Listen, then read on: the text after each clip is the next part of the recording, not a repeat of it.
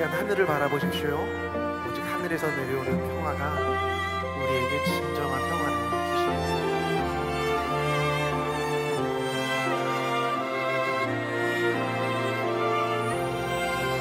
내 영혼의 그 깊은 데서 맑은 가락이 울려나네. 하늘 복조가 언제나 흘러나와 내 영혼을 보이 사네. 내 마음속에 솟아난 이 평화는 깊이 묻힌 보배로다. 나의 보화를 캐내어 가져갈 자 그 누구랴 안심일세. 할렐루야.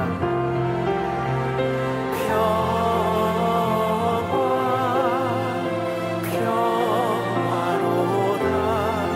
하늘 위에서 내려오네. 그 사랑의 물결이 영원토록 내 영혼을 덮으소서.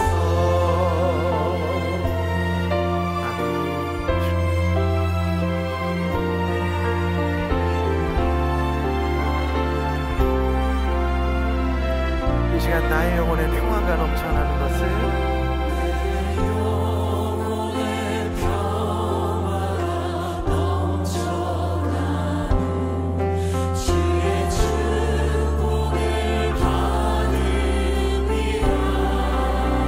내가 주야로 함께 있기에 평화를 누리시.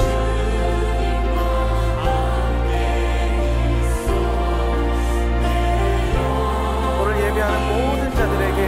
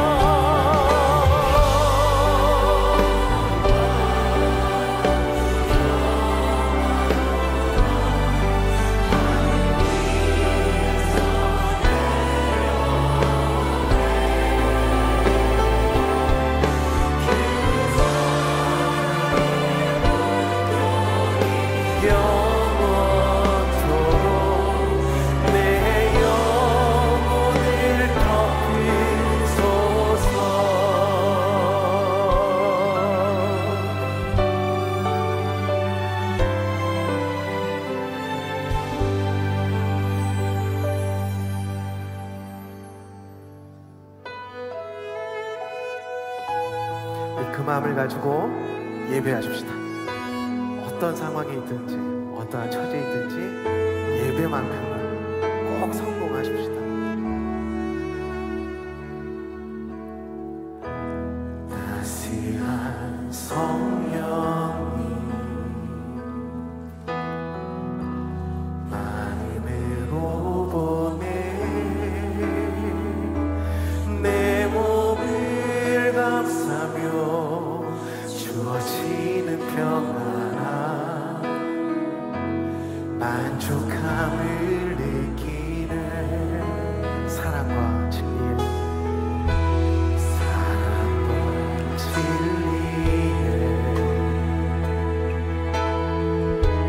한 줄기 빛 보내 내 몸을 감싸며 주어지는 평안함 그 사랑을 느끼 우리 다 함께 부신 곳에서 나는 예배하네 어떤 상황에도 나는 예배하네 아멘 부신 곳에서 나는 예배하네 어떤 상황에도 나는 예배하네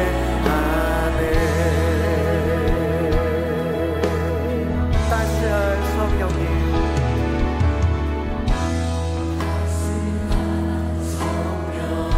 성령님 우리를 주장하여 주시옵소서.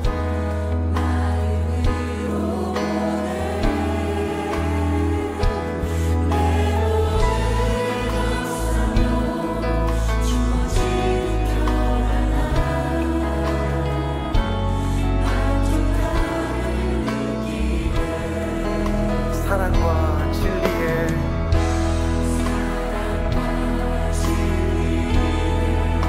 한 줄기 빛을 우리에게 비춰주시는 주님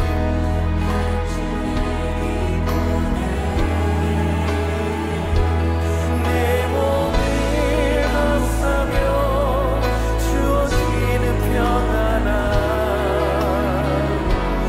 그 사랑을 느끼네 우리 함께 부신 곳에서 나는 예배하네 어떤 상황에도 나는 예배하네 부신 곳에서 나는 예배하네 어떤 상황에도 나는 주님과 함께 걸어가는 모든 삶의 길 위에서 예배하겠습니다.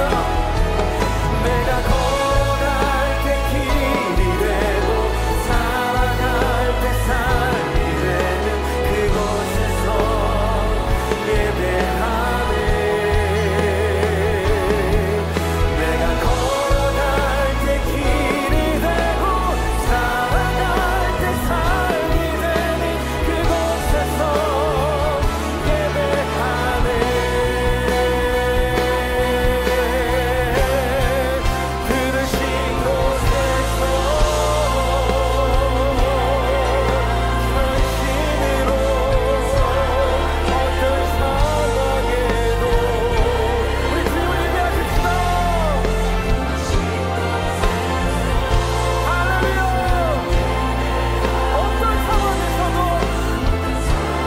주님을 전심으로 예배하는 것이 우리의 생명이요 힘이다. 부르신 곳에서 나는 예배하네 어떤 상황에도 나는 예배하네 부르신 곳에서 나는 예배하네 어떤 상황에도 나는 예배하네. 하나님은 정말 단호하십니다. 이 호세아 선지자의 말을 빌려서 음란한 이스라엘 백성들을 꾸짖고 있습니다. 아주 호되게 꾸짖고 있는 모습을 보게 합니다. 그럼에도 불구하고 이 고멜과 같은 이스라엘 백성들이 하는 말을 보십시오. 고멜이 이런 말을 해요. 5절 보시면 그가 이르기를 나는 나를 사랑하는 자들을 따르겠다라고 이야기하면서 이렇게 얘기하죠. 그들이 내 떡과 내 물과 내 양털과 내 삶과 내 기름과 내 술들을 내게 준다 하였다, 이렇게 이야기를 합니다. 좀 어색하리라고 할 만큼 내 떡, 내 물, 내 양털 이렇게 하면서 my, this is mine, 내 거라고 하는 이 주장을 하고 있죠. 여기서 나오는 그 떡, 물, 양털, 삶 그리고 기름과 술은 그 당시에도 굉장히 상징성이 있었고 아주 필수부가결한 삶의 아주 요긴한 물건들이라고 이야기할 수 있었을 것입니다.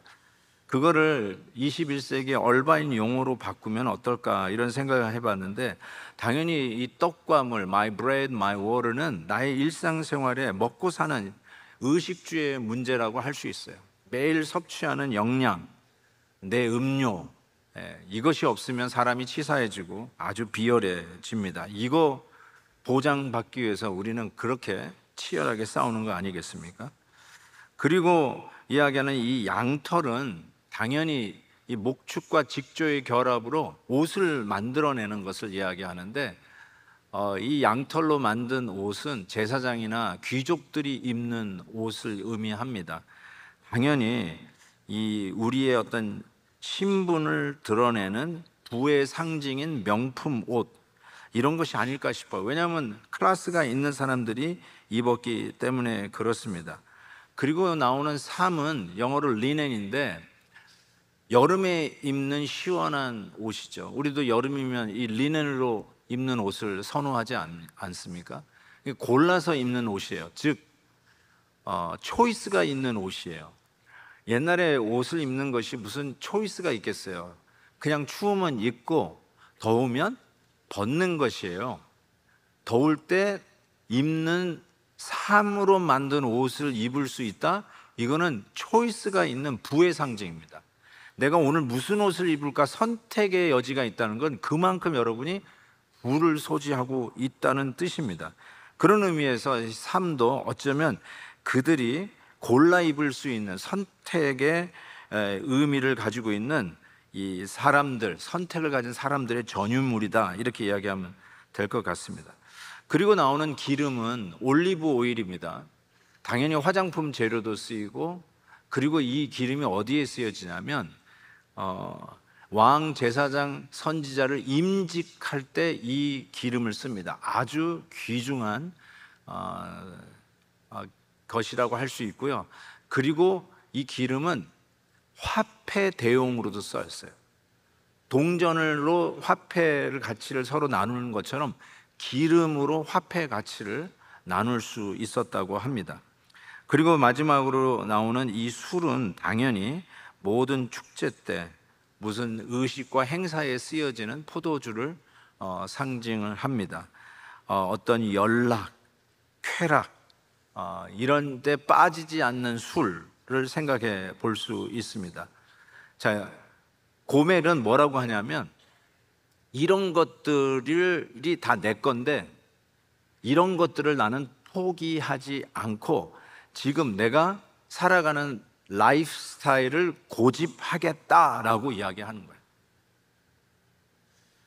이거를 뭐라고 이야기하냐면 오늘 말씀 보니까 이게 바알의 문화다라고 얘기해요. 8절에 보세요. 곡식과 새 포도주와 기름은 내가 그들에게 준 것인데 그들이 바알을 위하여 쓴 은과 금도 내가 그에게 더하여 준 것이다, 이렇게 얘기합니다. 이 말씀 속에서 이렇게 읽기도 거북하고 이 뭐라고 할까요? 문학적인 거를 생각해봐도 영 어색한 게 뭐냐면 이게 바로 내 떡이고 내 물이고 내 기름이고 내 양털이고 내 삶이고 내 술이다 하고 마이를 계속 붙인 거거든요. 이것이 내 거라고 생각하는 순간에 우리는 결국은 어디를 향해서 가냐면 딴 길로, 바알로 향해서 간다는 것이죠. 이것이 내 거라고 주장하는 순간에 우리는 하나님을 잊어버리고 딴 길로 가는 거예요. 근데 하나님께서 뭐라고 그래요? 그것도 내가 준 거 아니냐라고 이야기합니다. 그거 내가 준 거야. 네가 바알에게 갖다 주는 것도 내가 준 거야. That's mine. 네 게 아니야 라고 하나님께서 이야기를 하는데 그게 자기 거라고 얘기하는 거예요. 내 생명도 내 게 아니에요. 내 건강도 실은 내 게 아닙니다. 여러분이 피땀 흘려서 이루는 성과로 여러분의 손에 높이 든 트로피도 실은 여러분 게 아닙니다. 하나님께서 얘기하시는 그건 내 거야. 내가 너에게 준 거야. 내가 가능하게 한 거야. 내가 그 리소스야. 하나님께서 그 얘기를 하시는데 우리가 그것을 내 것이라고 착각하는 순간 고멜과 같이 우리는 하나님을 버리고 바알을 향해서 가고 있다라고 지적하고 있는 것이죠. 여기서 이 바알이라는 말이 드디어 등장했는데요. 바알은 가나안 지역의 풍요와 폭풍을 주관하는 남자 신이고요. 이 바알이 나올 때마다 옆에 짝꿍으로 나오는 아세라 신이 있습니다. 이 아세라 신은 풍요와 다산을 상징합니다. 꼭 남편과 아내와 같은 그런 짝꿍으로 바알과 아세라는 항상 같이 등장하고 늘 하나님을 대용하는 우상으로 바알과 아세라가 산당 위에서 이스라엘 백성들이 음란하게 저들을 섬기도록 유혹하는 대상이 바로 바알과 아세라였습니다. 사진을 한번 보시면 바로 이것이 바알 신입니다. 손에 들고 있는 게 몽둥이 같은데 많은 경우 보면 저게 번개를 들고 있습니다. 이렇게 찍찍찍 이렇게 번개를 들고 있어요. 즉 이 비를 내리는 신이라는 뜻이죠. 거기에다가 아세라 좀 이 형상화하면요, 저게 아세라입니다. 예뻐 보입니까? 예, 저것이 이렇게 유혹을 한다는데 이렇게 뭐가 확 눈에 들어오지 않습니까? 근데 에베소에 가면 아세라 신이 이렇게 조각되어 있어요. 이게 아세라입니다. 가슴에 수많은 그 다산을 상징하는 젖이 유방이 이렇게 있어요. 그래서 오늘 말씀이 드디어 이해가 돼요. 2절의 말씀 보니까 그의 얼굴에서, 이 고멜의 얼굴에서 음란을 제하게 하고 그 유방 사이에서 음행을 제하게 하라. 왜 여기서 얼굴과 유방이 나왔는가? 당연하게 바알과 아세라 신의 상징이 그와 같기 때문에 그렇습니다. 그래서 여기서 많은 학자들이 힌트를 얻는 게 이 고멜이 바알의 제사를 드릴 때 그곳에서 그 제사를 돕는 여자 창녀였다, 이렇게 이야기를 하는데 그렇게 틀린 생각 같지가 않아요. 옛날 이 우상 숭배하는 그 예식들을 보면은 소위 그 신전 매춘이 자행자지되었어요. 소위 temple prostitution 혹은 sacred prostitution이 그냥 예식의 한 부분으로 유통이 되어 있었어요.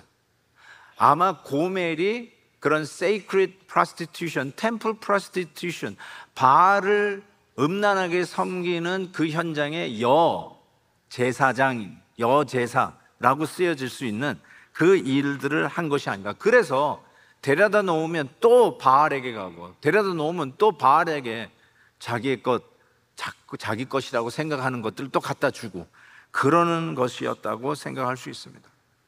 자, 이것을 배경으로 하나님께서 드디어 하시는 일이 있는데 그게 뭐냐면 가시로 쌓는 담을 그 앞에 두시는 일을 시작하십니다. 6절에 보니까 내가 가시로 그 길을 막으며 담을 쌓아 그로 그 길을 찾지 못하게 하리니 그가 그 사랑하는 자를, 그 고멜이 그 사랑하는 자를 따라갈지라도 미치지 못하며 그들을 찾을지라도 만나지 못할 것이라. 그제야 그가 이르기를 내가 본 남편 호세아에게로 돌아가리니 그때의 내 형편이 지금보다 나았음이라 하리라.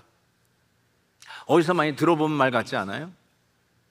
탕자가 아버지의 재산을 가지고 탕진한 후에 돼지우리에서 주염 열매로 끼니를 겨우 해결하고 있을 때 드디어 아버지 집을 생각해요. 아버지 집이 더 나았다. 그때 깨닫는데 딱 그 말을 하고 있는 것이죠. 하나님께서 바알에게 가고 있는 이 고멜, 제발 좀 그 길을 가지 않도록 가시로 만든 담을, 가시로 그 길을 막고 담을 쌓아서 바알로 가는 길을 막아 세웠다라고 말씀하고 계시는 것이죠.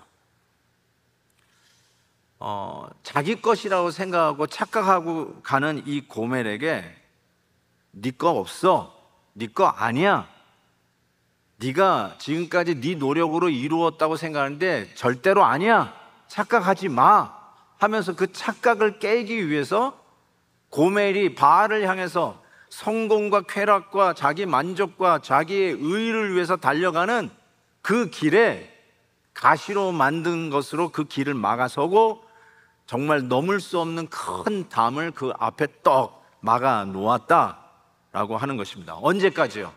아이고, 내 남편에게 가야 되겠다, 호세한테 돌아가야 되겠다, 거기가 더 낫겠다 라는 생각을 할 때까지 하나님께서 그 앞에 가시로 만든 담을 놓아두겠다라고 얘기하는데, 이것이 하나님이 우리를 향한 사랑이다라고 이야기하고 있어. 나는 네 고생, 너 잘하는 꼴을 못 봐. 네가 행복해하는 그 꼴을 내가 볼 수 없어. 그러니까 나는 너를 좀 괴롭혀야 되겠어 하고 우리를 괴롭히기 위해서 가시로 만든 담을 앞에 가로막고 있는 것이 아니라, 내가 너를 사랑해서 가시로 만든 담으로 네 길을 막고 있다. 이것이 내가 너를 향한 사랑의 표현이다. 이렇게 얘기하고 있는 것이죠. 우리가 한다면 칼을 뽑았으면 파나 무라도 쓸어야지 하고 내 길을 누가 막았어? 뚫고 가자 이러고 싶은데, 이 길을 막고 있는 게 가시예요. 가시, 찌르는 가시예요. 밀수록 더 아파, 뚫고 나갈수록 더 힘이 들어. 안 되는 일이야. 그래서 그 길을 갈 수가 없게 하나님이 딱 막고 있는 게 이 가시로 만든 담이라는 것이죠. 그러면서 우리는 그 가시로 만든 담 앞에서 이런 게 있어, 왜 이런 거를 하나님이 내 앞에 두셔가지고 내 길을 힘들게 해, 하나님 이게 뭡니까 막 하면서 불평불만하고 있는데, 하나님께서 하시는 말이 그게 내가 너를 사랑하는 표현이다 이렇게 얘기하시는 것이죠. 여러분이 잘 아시는 짐 엘리엇 선교사님이 계세요. 그 아쿠아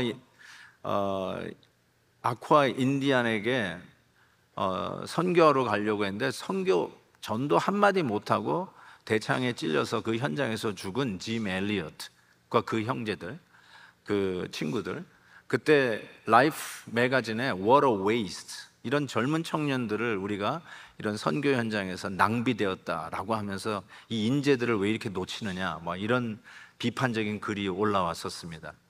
근데 그때 그 짐 엘리엇의 아내 엘리자베스 엘리엇, 이 엘리자베스 엘리엇이 그때는 아이를 품고 있었어요, 첫 애를. 그런데 나중에 그 아이와 함께 그 남편을 죽인 그 부족에게 들어가서 그 부족이 전부 다 세례를 받고 예수 믿게 되는 기적 같은 일이 있어요. 그 영상에 다 나와 있습니다. 한번 여러분 찾아보십시오. 그 엘리자베스 엘리엇이 이렇게 글을 쓴 적이 있어요. 그런 경험을 토대로 얘기하면서 미련한 동물 중에 가장 미련한 게 양이라는 거예요. 근데 이 양이 뭐가 있냐면 그 털 사이에 기생충, 이 알을 놓는 거예요. 그래서 이 알을 씻어내지 않으면 결국 그 기생충 때문에, 이 살을 파고 들어가는 기생충 때문에 결국 양이 죽는다는 겁니다.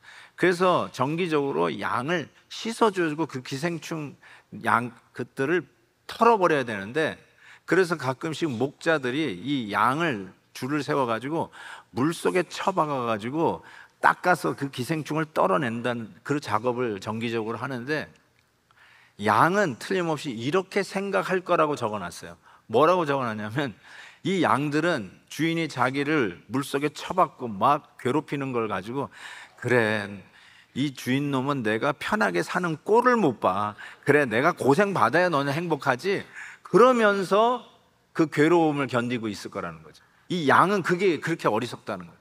근데 실은 주인이 그렇게 하는 이유는 괴롭히려고 하는 게 아니라 살리려고, 다시 회복시키려고, 기생충 때문에 희생당하지 않도록 지금은 좀 불편하더라도 그 머리를 물속에 쳐박고 닦아내고 있는 것이라는 거죠.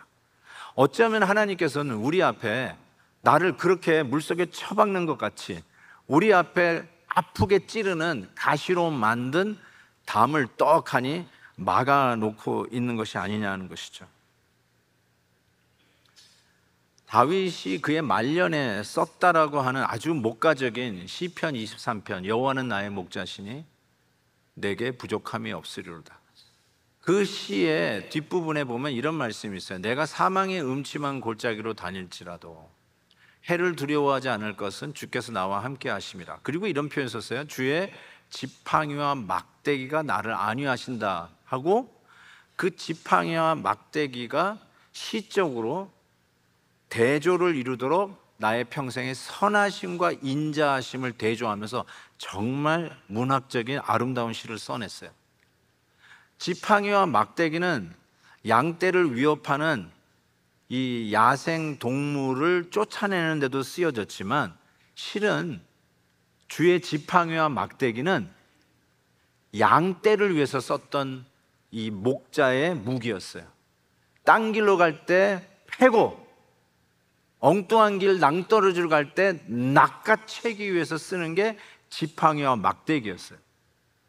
어쩌면 양떼의 입장에서 생각할 때 저 지팡이와 막대기가 나를 괴롭히는 무기라고 생각할 수 있었지 모르지만, 다윗의 입장에서 생각할 때 자기의 평생에 이끌었던, 나를 때리기도 하고 나를 낚아채기도 했던 그 주님의 지팡이와 막대기가 뒤돌아보니까 주의 선하심과 인자하심이었다라고 고백하고 있는 것이죠.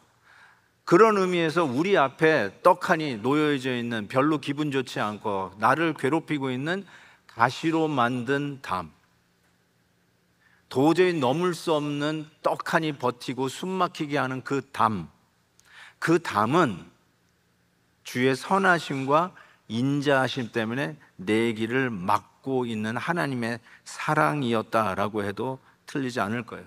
이것을 알면 시편 84편에 나온 시인의 고백처럼 주의 궁정에서 한 날이 다른 곳에서 첫날보다 나은즉 악인이 장막에 거함보다 내 하나님 문지기로 있는 것이 좋사오니, 이 고백을 하게 되는 것이죠.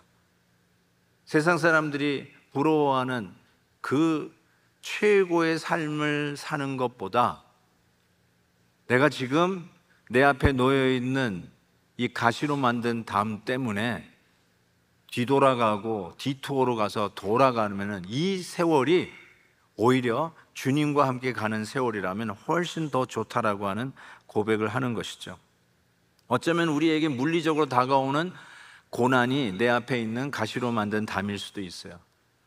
혹자에게는 무료함, 내가 정상에 올랐다고 했는데 찾아오는 허전함, 이제는 됐다라고 했는데 도저히 그 어떤 것으로도 채울 수 없는 나의 이 공허한 텅 빈 가슴, 그런 것이 어쩌면 하나님께서 우리에게 떡하니 갖다 놓는 가시로 만든 담일 수 있다라는 생각을 해봅니다. 많은 분들이 기억하실 텐데 리차드 닉슨 대통령, 그 라이브러리가 이 근처에 있죠. 요발린다에 한번 가보십시오.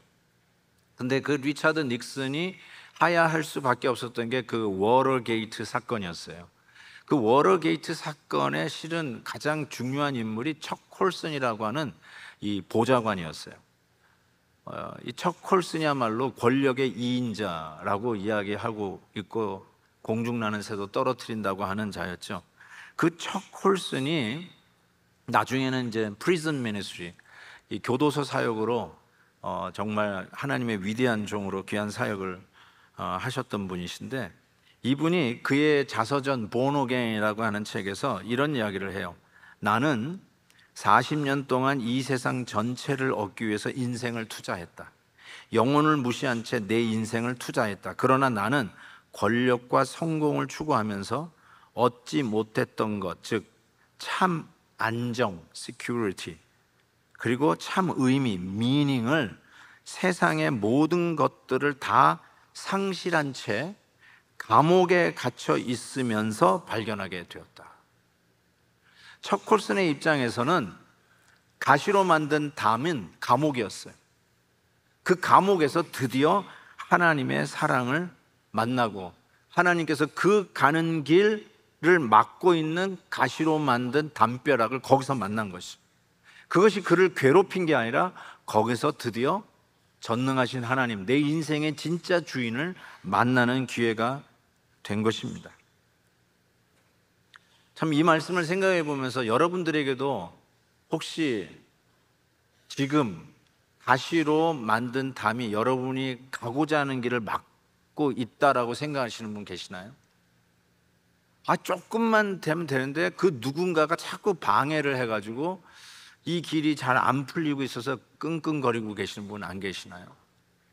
잘 가다가 갑자기 아닌 밤중에 홍두깨라고 테리프, 관세 전쟁이 일어나는 바람에 모든 것이 올 스탑 돼가지고 하나님 왜 갑자기 내 앞길에 가시로 만든 이 담을 쳐놔서 이 길을 못 가게 하시나요?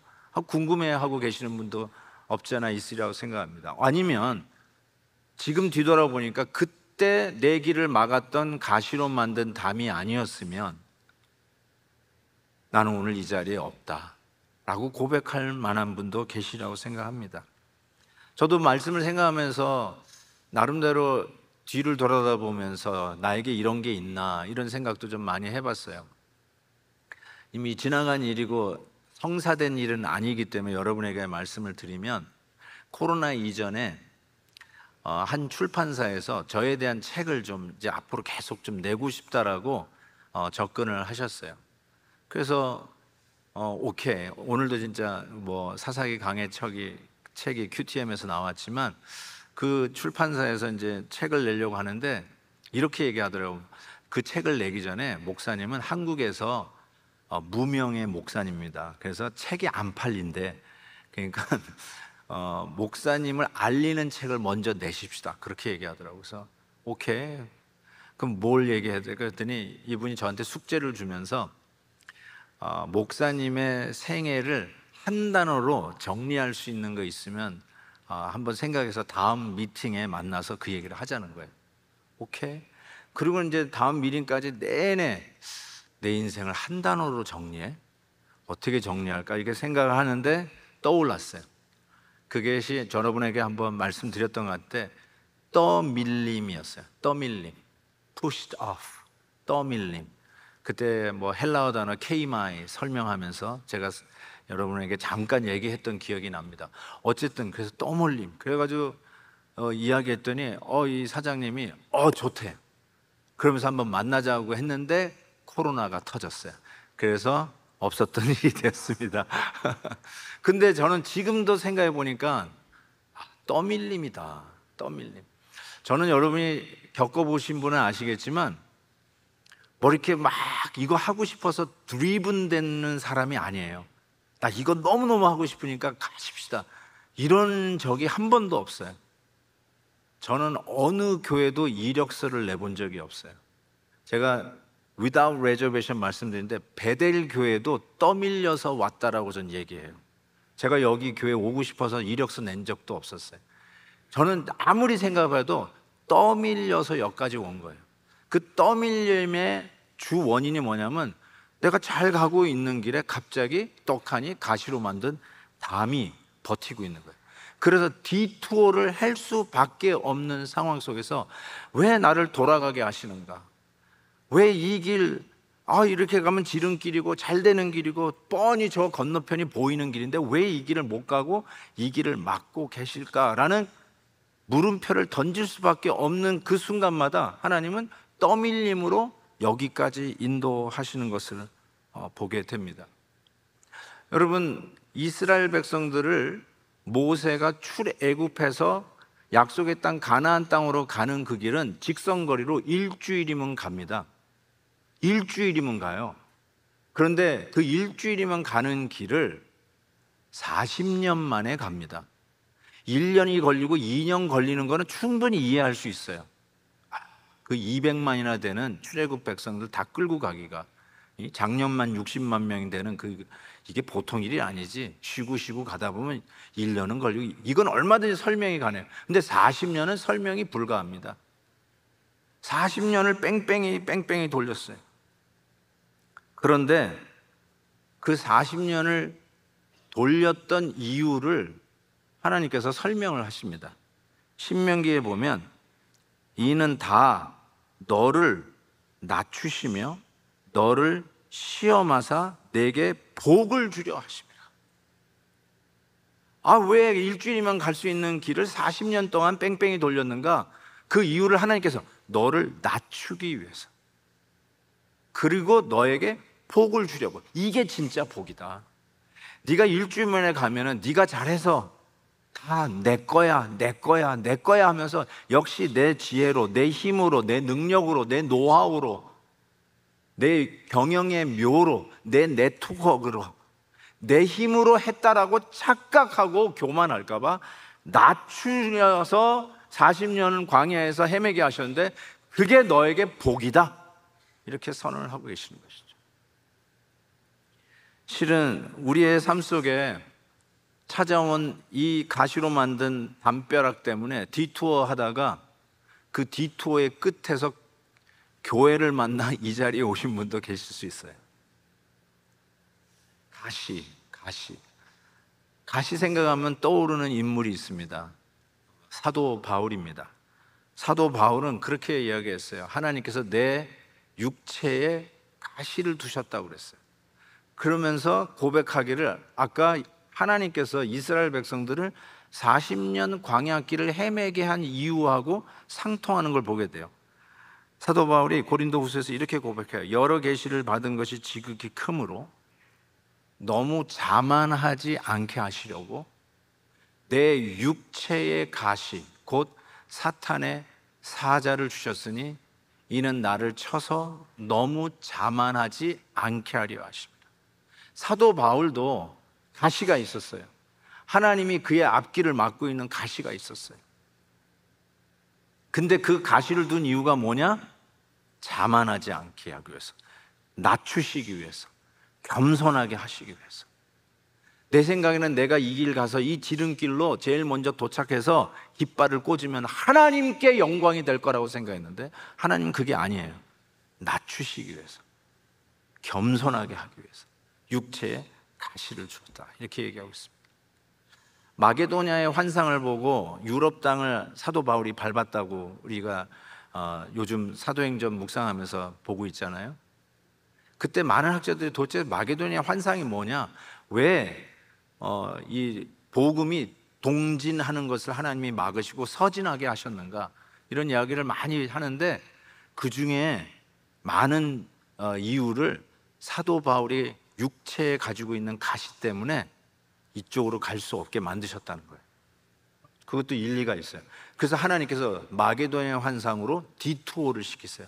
사도 바울의 그 여정에도 그 앞에 가시로 만든 담을 떡하니 막고 계셨어요. 그래서 디투어한 게 마게도냐의 환상이고 거기서 빌립보 교회로 해서 유럽으로 복음이 서진하게 된 것이죠. 저는 우리의 삶 속에도 그와 같이 우리의 길을, 앞길을 막고 있는 가시로 만든 담이 있다라고 생각합니다. 가시 중에 가시가 있습니다. 가시 중에 가시는 예수님이 십자가에서 쓰신 가시 면류관일 것입니다. 아니, 그 가시 면류관보다 더 강력하고 두껍고 통렬한 가시는 예수님을 십자가에 매달게 하신 십자가의 못일 것입니다. 그것이 가시입니다. 따지고 보면 우리 예수님이 달리신 십자가 나무도 하나님이 키우신 나무입니다. 하나님이 키우신 그 나무를 찍어서 깎아서 만드는 쇠로 만든 철도 하나님 겁니다. 다 하나님 겁니다.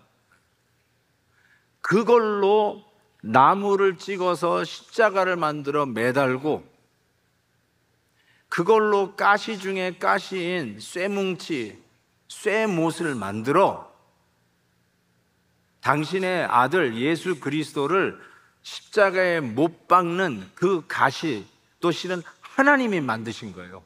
하나님 겁니다. 근데 우리는 다 하나님이 제공한 걸 가지고 하나님의 영광을 위하여 겸손하게 쓰기보다는 자기의 영광을 위해서 자기의 잘남과 쾌락과 자기가 생각에 옳다라고 생각하는 걸 위해서 바알을 향해서 가고 있어요. 그래서 하나님이 너무나도 안타까워요. 야, 그거 바알에게 갖다 바치는 거 그거 내가 너에게 준 거 아니냐 라고까지 얘기를 하시는데 깨닫지를 못하는 거예요. 깨닫지를. 그래서 오늘도 하나님은 여러분들을 낮추시고 겸손하게 하시기 위해서 여러분 앞에 별로 흔쾌한 경험은 아니지만 가시로 만든 담을 쳐서 여러분이 가는 길을 막고 계십니다. 근데 여러분 기억하세요. 그 앞에서 불평불만하는 것이 아니라 하나님께서 나를 떠밀어 디투어해서 내가 멸망의 길, 바알에게 가는 길, 자기 찬양의 길, 자기 오름의 길을 가는 게 아니라 하나님의 길, 겸손하게 낮추는 길, 겸손의 길, 십자가의 길, 진정 하나님이 영광 받는 길, 그 길을 가도록 디투어 하시는 가시로 만든 담이 아닐까요? 어쩌면 우리 예수님이 하나님이 만드신 나무와 하나님이 만드신 쇠로 우리는 뭣도 모르고 예수님을 십자가에 못 박습니다. 그 십자가가 우리의 인생에 복 중에 복이요 하나님의 사랑 중에 사랑의 담으로 만나 나의 잘난 길을 가다가 디투어해서 내가 원하는 길, 출세의 길, 성공의 길 멀리 보는데 그 길이 떡하니 막혀서 디투어해서 결국 예수님을 만나게 된 하나님의 사랑의 주인공들이 되었습니다. 사랑하는 성도 여러분, 여러분 앞에 있는 가시로 만든 담이 무엇인가요? 불평, 불만하고 그 앞에 앉아가지고 신세 타령하시겠습니까? 아니면 디투어 시키시고 나를 겸손하게 하셔서 하나님의 영광에 이르도록 하는 인도하심의 기대심을 가지고 접근하시겠습니까? 오늘 같이 한번 찬양하면서 오늘 내 앞에 있었던 혹은 내 앞에 아직도 현재 시제형으로 가로막고 있는 그 담으로 가시로 만든 담을 생각하면서 주의 은혜를 구했으면 좋겠습니다.